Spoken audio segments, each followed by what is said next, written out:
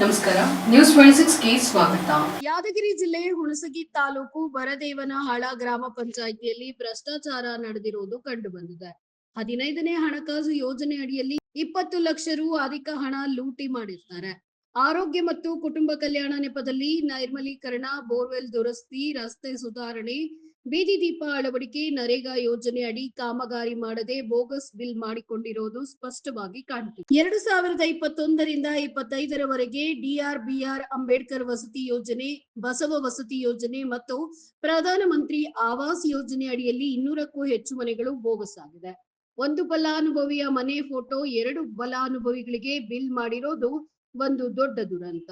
ಮಾಹಿತಿ ಹಕ್ಕು ಅಧಿನಿಯಮ ಮಾಹಿತಿ ಕೇಳಿದ್ದು ಮಾಹಿತಿ ಹಕ್ಕು ಕಾಯ್ದೆ ಉಲ್ಲಂಘನೆ ಮಾಡಿ ಮಾಹಿತಿ ಕೊಡದೇ ಇದ್ದಕ್ಕೆ ಮಾಹಿತಿ ನೀಡಲು ಕಾರ್ಯನಿರ್ವಾಹಕ ಅಧಿಕಾರಿ ತಾಲೂಕು ಪಂಚಾಯತ್ ಹುಣಸಗಿ ಅವರಿಗೆ ಪ್ರಥಮ ಮೇಲ್ಮನವಿ ಅರ್ಜಿ ಸಲ್ಲಿಸಿ ಈ ಕೂಡಲೇ ತನಿಖೆ ಮಾಡಿ ಭ್ರಷ್ಟಾಚಾರ ಸಾಬೀತಾದಲ್ಲಿ ಬರದೇವನಹಾಳ ಗ್ರಾಮ ಪಂಚಾಯಿತಿ ಅಭಿವೃದ್ಧಿ ಅಧಿಕಾರಿಗಳಿಗೆ ಮತ್ತು ಭ್ರಷ್ಟಾಚಾರದಲ್ಲಿ ಪಾಲ್ಗೊಂಡ ಗ್ರಾಮ ಪಂಚಾಯಿತಿಯ ಸಂಬಂಧಪಟ್ಟ ಅಧಿಕಾರಿಗಳಿಗೆ ಅಮಾನತು ಮಾಡಿ ದಂಡ ವಿಧಿಸಬೇಕೆಂದು ಆಗ್ರಹಿಸಿ ಮನವಿಯನ್ನ ಸಲ್ಲಿಸಲಾಯಿತು. ವರದಿ ಅಪ್ಪು ರಾಠೋಡ್, ನ್ಯೂಸ್ 26 ಕನ್ನಡ, ಮುದ್ದೇಬಿಹಾಳ.